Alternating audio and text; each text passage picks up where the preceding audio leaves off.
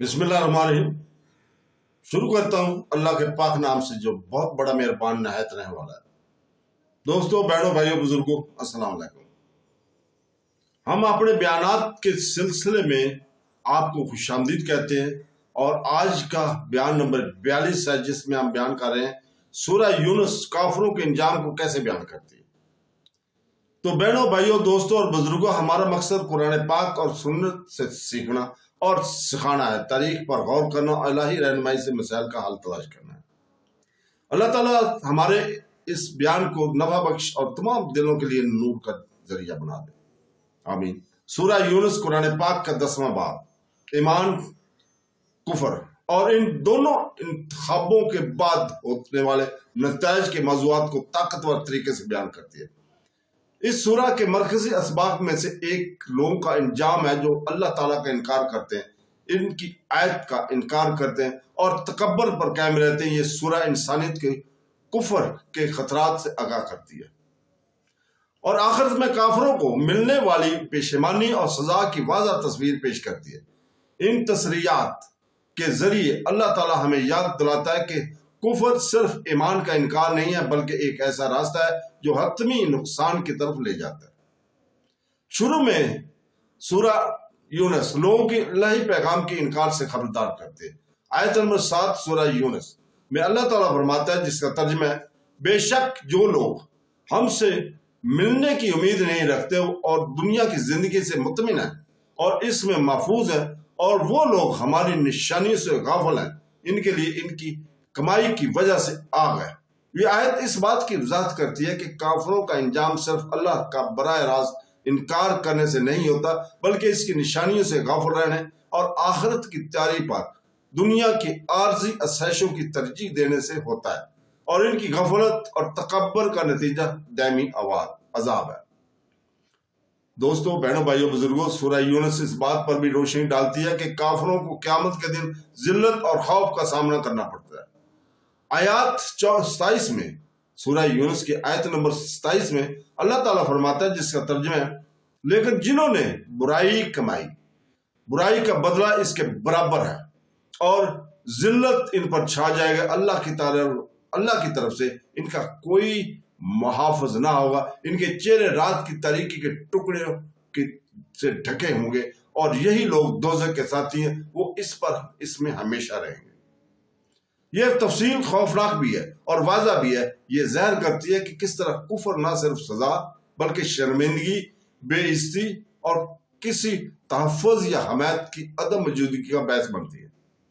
एक और इबारत जो कुफार के इंजाम को बयान करती है, आयत नंबर 52 सूरह यूनुस, जिसमें अल्लाह ताला फरमाता है, फिर जुल्म करने वालों से कहा जाएगा कि अब्दियत के अज़ाब का मजा चखो। क्या तुमको बदला दिया जा रहा है स्वाय इसके कि जो तुम कमाते थे। इनकी किस्मत इनके इंतखाब से जुड़ी हुई है। सच्चाई को कबूल करने के मौका मिलने के बावजूद इसे मुस्तरद करते हैं। सूरह यूनुस मजीद बताती है कि जब बहुत देर हो जाएगी तो काफिर पेशेमान होंगे। आयत नंबर 54 सूरह यूनुस में अल्लाह ताला फरमाता है, जिसका तर्जुमा है, और अगर हम जुल्म करने वाले के पास रुए जमीन की हर चीज होती तो वो ऐसे फिदिया में दे देता, और जब वो अजाब देखेंगे तो पेशेमान होंगे, लेकिन इनका इंसाफ के साथ फैसला किया जाएगा और इन पर जुल्म नहीं होगा। ये आयत इस बात पर रोशनी डालती है कि काफिर सजा से बचने के लिए अपना सब कुछ कुर्बान करना चाहेंगे, लेकिन ऐसी पेशकश बेकार होंगी। इंसाफ फराहम किया जाएगा और किसी के साथ नाइंसाफी नहीं की जाएगी। सूरह यूनुस में यह भी बताया गया है कि काफिरों को अपनी दुनियावी जिंदगी की तंगी का एहसास इस वक्त होगा जब वो आखिरत का सामना करेंगे। आयत नंबर 45 सूरह यूनुस में अल्लाह ताला फरमाता है, जिसका तर्जुमा है, और जिस दिन वो इनको जमा करेगा गोया वो दुनिया में दिन की एक घड़ी के अलावा एक दूसरे को पहचानने हुए नहीं रहे थे। वो लोग खसारे में पड़ गए जिन्होंने अल्लाह ताला से मुलाकात का इनकार किया और हदायत याफ्ता ना हुए। यह आयत अल्लाह ताला के इनकार करने की फजूलियत को जाहिर करती है। काफिर ये जान लेंगे कि इनकी सारी दुनियावी जिंदगी अब्दियत के मुकाबले में एक लम्हे से ज्यादा कुछ नहीं थी।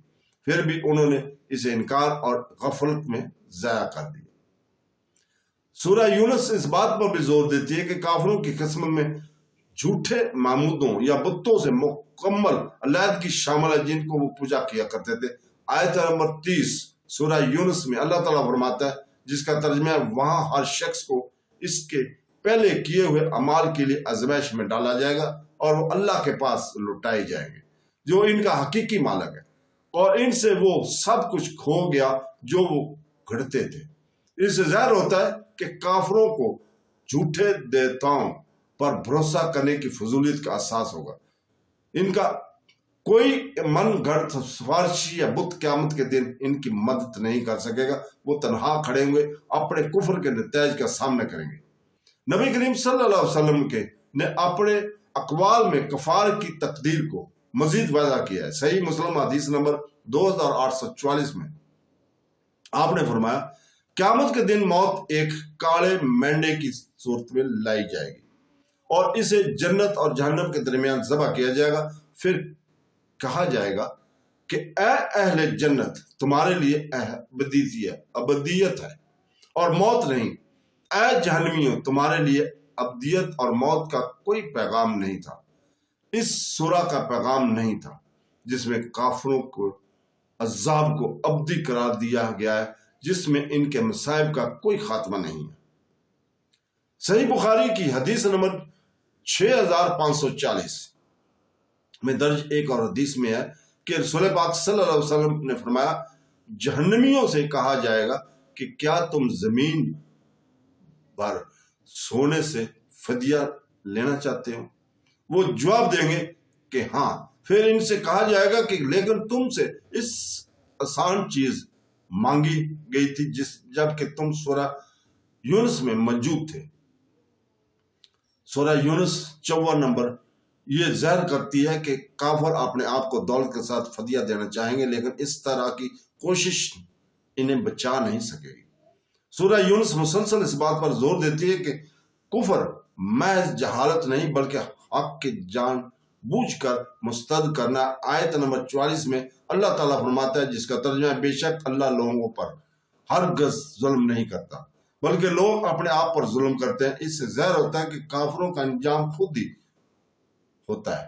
اللہ ہدایت فراہم کرتا ہے، انبیاء بھیجتا ہے اور نشانیاں ظاہر کرتا ہے، لیکن جو لوگ ان کو جھٹلاتے ہیں وہ اپنی مرضی سے ایسا کرتے ہیں اور اس طرح نتائج کا سامنا کرتے ہیں۔